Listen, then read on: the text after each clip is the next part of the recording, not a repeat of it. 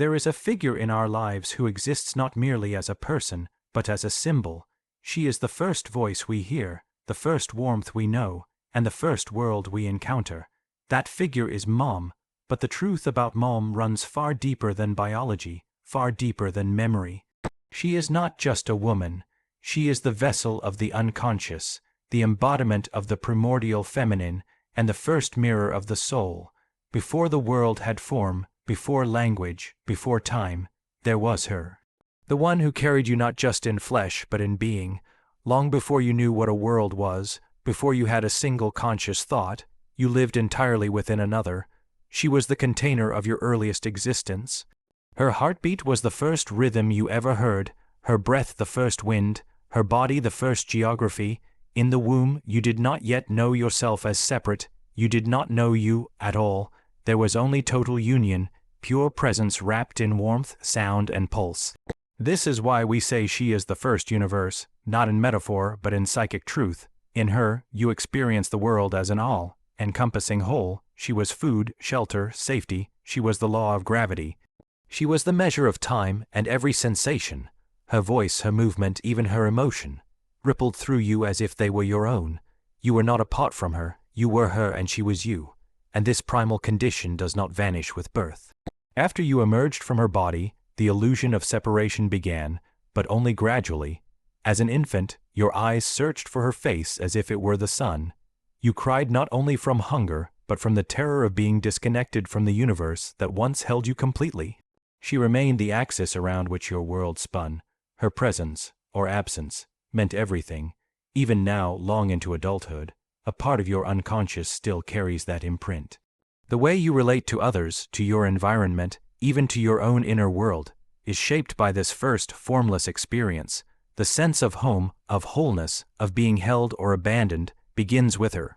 She was the world before you had a world. She was the self before you knew you had a self. So when we say Mom is the first universe, we are not simply speaking poetically.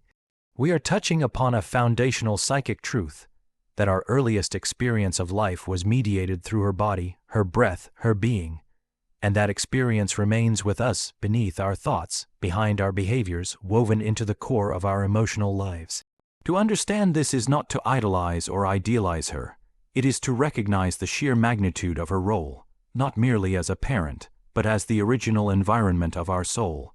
In understanding this, we take a step not only toward healing, but toward integration. Because to know where we come from is the first step to knowing who we are becoming. She is the nurturer, the giver of life, the one who holds and soothes, but she is also the first authority, the first to say no, the first to show us that love has limits and care has conditions. In our earliest encounters with her, we meet both safety and danger, both presence and absence, both acceptance and rejection. And it is through this paradox that we begin to understand the complexity of the human soul. She is not just the warm embrace. She is also the hand that withdraws. She is not only comfort. She is confrontation. In her, we first glimpse the dual nature of existence, where love and fear often come hand in hand. We often idealize the mother, placing her on a pedestal as the sacred caregiver, the one who gives all without asking anything in return. But in truth, she is human, and her shadow is just as real as her light.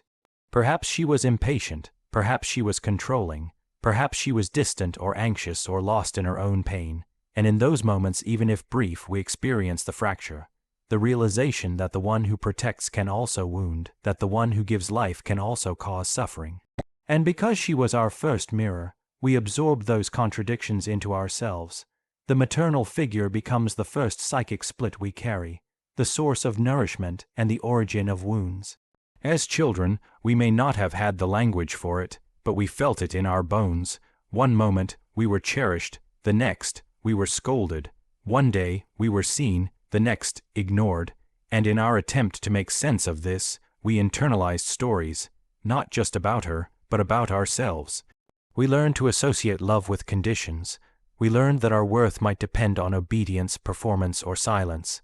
These lessons, encoded so early, become the foundation of our internal dialogue, shaping the voice we hear in the quietest corners of our mind. But this truth is not a condemnation. It is an invitation. To understand that Mom was both shadow and light is to reclaim our own complexity. She did not fail by being imperfect. She simply reflected the reality of human nature. All love carries tension. All care contains risk. And through this duality, we were given the opportunity to grow, to learn discernment, to discover who we are beyond what we were told. Her shadow, when unexamined, can haunt us. It may appear in our relationships, in our anxieties, in our persistent need to please or rebel. But when we face it, when we confront the full image of who she was, not the myth, but the reality, we begin to liberate ourselves. We stop repeating inherited wounds. We stop blaming or idolizing. We start integrating. To see her as both shadow and light is to allow her to be whole. And in doing so, we become more whole ourselves. We forgive not to forget, but to understand. We accept not to excuse, but to integrate. And in this profound reckoning, we do not just learn about our mothers. We learn about ourselves. We learn how to hold contradiction. We learn how to love without illusion. We learn how to stand in the truth, not of perfection, but of wholeness. In the end, she is not just the story we were given. She is the story we must understand, wrestle with, and finally rewrite as our own. That is the alchemy of transformation, to take both the light and the shadow and forge from them a soul capable of depth, compassion, and clarity. Even after she is gone, even if she was never truly present, even if her voice was soft or sharp or silent, she lives within us. Not just as a memory, not just in photographs or fleeting recollections, but as a psychic presence woven into the architecture of our inner world. Her influence does not fade with time. It settles in, takes shape, and becomes part of the very way we see ourselves and engage with life. As children, we do not know how to differentiate between external voices and internal truths. The things she said, whether in love or in anger, become the narratives that echo in our minds. If she told us we were beautiful, we carry that light. If she told us we were a burden, we carry that shadow. And even when she said nothing at all, the silence itself becomes a message, a haunting absence that shapes our longing. Her gaze, her tone, her expectations, they imprint themselves on the soul. We hear her when we make decisions, when we doubt ourselves, when we stand in front of a mirror, or sit alone with our thoughts. Her voice may whisper encouragement or criticism. It may tell us to be careful, to be perfect, to hide our feelings, to strive endlessly. Sometimes we obey her voice long after we've grown without realizing it. Sometimes we rebel against it, thinking we are free while still being bound by its ghost. This internal mother becomes a kind of inner compass, sometimes guiding, sometimes misleading. The danger is not in her presence, but in the lack of awareness of it.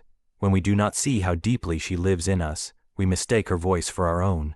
We chase dreams that are not ours, avoid paths out of inherited fear, or replay the emotional patterns she modeled for us. We live her unfinished story, mistaking it for our destiny, but this inner presence can also become a source of profound wisdom. The same mother who wounded may also have taught resilience. The same one who criticized may have modeled strength. The internalized mother is not fixed, she evolves as we evolve. We have the power to revisit that inner relationship and transform it, not by erasing the past, but by reinterpreting it through the eyes of a mature and conscious self. To do this is to undertake an inner initiation.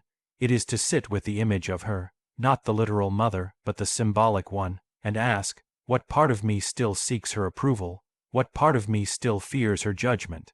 What wounds have I inherited? What wisdom, too? In facing these questions with honesty, we begin to separate what belongs to her from what belongs to us. We begin to mother ourselves in a new way. There is a point in every journey where we must become the parent we never had, or the parent we always needed.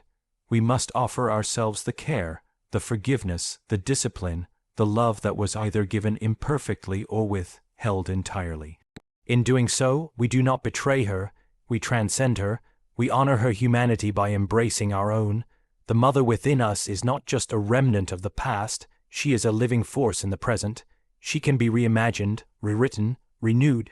She can become an ally instead of a critic, a guide instead of a ghost, but only if we do the work of awareness, only if we are brave enough to listen to her voice and ask, is this really her? Or is it now mine? In the depths of our being, where our choices are born and our identities are shaped, she lingers, and it is there, in that sacred inner space, that we must meet her, not to relive the past, but to reclaim our future. Because only when we recognize that she lives within us do we begin the true work of becoming ourselves. The mother is far more than a person. She is far more than your personal history with the woman who raised you, birthed you, or perhaps even abandoned you. She is not just an individual with a name, a face, and a set of behaviors. She is a force, a symbol, a universal pattern etched into the deepest layers of the human psyche. The mother is archetype, an ancient, eternal presence that has appeared across all cultures, all myths, all dreams. She is both deeply personal and profoundly impersonal. She is yours, and she is everyone's. To view the mother only as an identity is to limit her to a single human story. But when you look more deeply, into myth, into dream, into the architecture of the unconscious, you begin to see that she is everywhere. She is Gaia, the earth that nourishes and swallows. She is Demeter, morning and life, giving.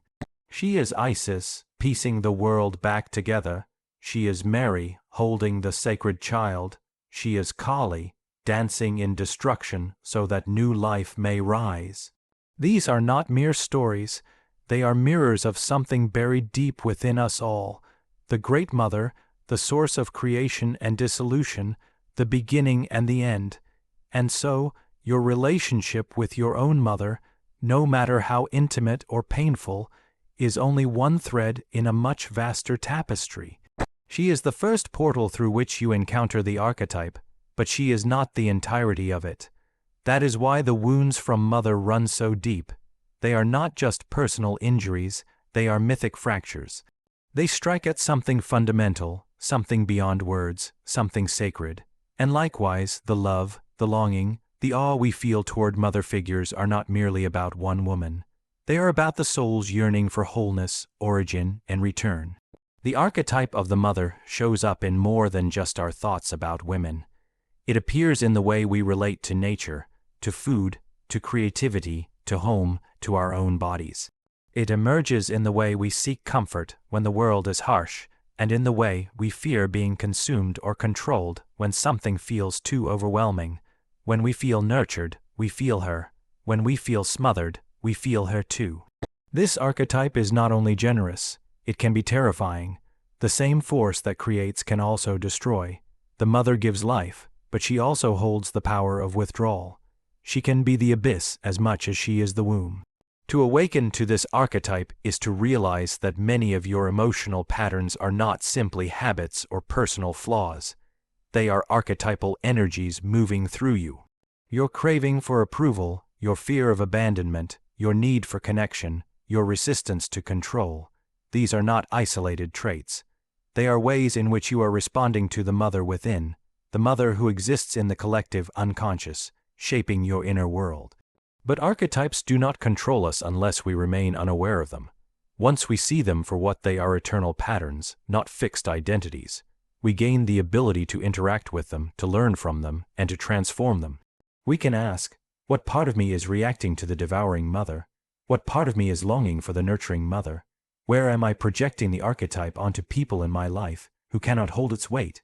When you take back the projection, when you stop expecting one human being to embody the infinite, you begin to reclaim your power. You stop looking outward for the divine mother, and you start developing her within. You learn to nurture yourself, to protect yourself, to set limits, to allow creativity to flow through you without fear. You become an expression of the archetype, not a victim of it. In this way, the archetype of the mother becomes a path of transformation. She leads you inward into your own depths. She shows you your vulnerability, your need, your tenderness, your rage. But she also shows you your capacity to hold life, to grow, to create, to become. She is not just history. She is destiny. Not just memory, but myth. And in recognizing her in this larger form, you begin to understand that to be human is to carry the mother within, not as an echo of the past, but as a living symbol of what you are always becoming. To know the Mother is to step into the most ancient and intimate chamber of your own soul. She is not just someone you once depended on. She is the foundation upon which your emotional world was first built. Your first experiences of being held or being neglected, of being seen or being overlooked, of being loved or being judged, all of these came through her. Whether her touch was gentle or absent, whether her gaze was warm or cold, it left an impression not just on your heart, but on your identity. And to this day, that impression silently shapes the way you relate to yourself, to others, and to life itself. She is the first relationship. Before you could speak, before you could reason, you felt her. Your nervous system adapted to her presence. If she was stable, you learned to feel safe. If she was anxious, distant, or volatile, you learned to walk on emotional eggshells. And whatever you learned, you did not question it. You internalized it as reality. This is how the world is. This is how love feels. This is who I am. These unconscious messages became the architecture of your sense of self. And so, to know her, not just as a person, but as a force within you, is to begin the process of remembering who you were before you were shaped. Not to erase what was, but to understand it. To untangle the inherited patterns from the essence of your soul. Because long before you were a name, a role, a list of achievements or failures, you were a consciousness, a being forming its earliest definitions of existence through her. Perhaps she taught you that love must be earned, that silence is safety, that vulnerability is dangerous. Perhaps she loved you deeply but could not express it. Perhaps she gave you everything but lost herself in the process. Or perhaps she never knew how to love at all and left you searching for a mother in every face you've ever met. Whatever your story, the truth is this. Your understanding of her is tied to your understanding of yourself. And until that bond is explored, you will always be dancing with shadows, repeating old patterns, chasing old ghosts, mistaking the past for the present. To know the Mother is not to blame her. It is not to reduce her to her mistakes or idealize her for her strengths. It is to see her as she truly is, a human being, shaped by her own wounds, carrying her own unfinished stories. And when you can hold her complexity with honesty and compassion, you begin to do the same for yourself. You realize that much of your inner critic may be her voice, that much of your longing may be her absence, that much of your fear or fire, your gentleness or hardness, may be a continuation of her energy through you. And then the question arises, what will you carry forward and what will you leave behind? What part of her lives in you that needs to be seen, healed, honored, or released? This is the sacred work, not to become her, not to reject her, but to understand her so thoroughly that you can finally understand yourself, not as an extension of someone else's story, but as an author of your own. Knowing the Mother is a return to origin, not to stay, but to liberate. It is the process of becoming conscious of what once shaped you in silence, and in that consciousness, you begin to transform. You begin to mother yourself, to tend to the parts of you that were never held, to speak the words you never heard, to offer yourself the safety, encouragement, and truth that may have been missing. You stop searching for her in others, and start becoming whole in your own right. In this way, to know the Mother is not a sentimental task. It is a path of depth, of courage, of fierce self-inquiry. It is the doorway to individuation, the becoming of a soul that can stand in its own light, not because it has forgotten where it came from, but because it has finally remembered. So do not merely honor your Mother, study her, not to reduce her, but to illuminate yourself, for in doing so, you do not just see her truth, you come face to face with your own. Let this be your offering to the Mother within and beyond, truth, depth, and transformation. Thank you.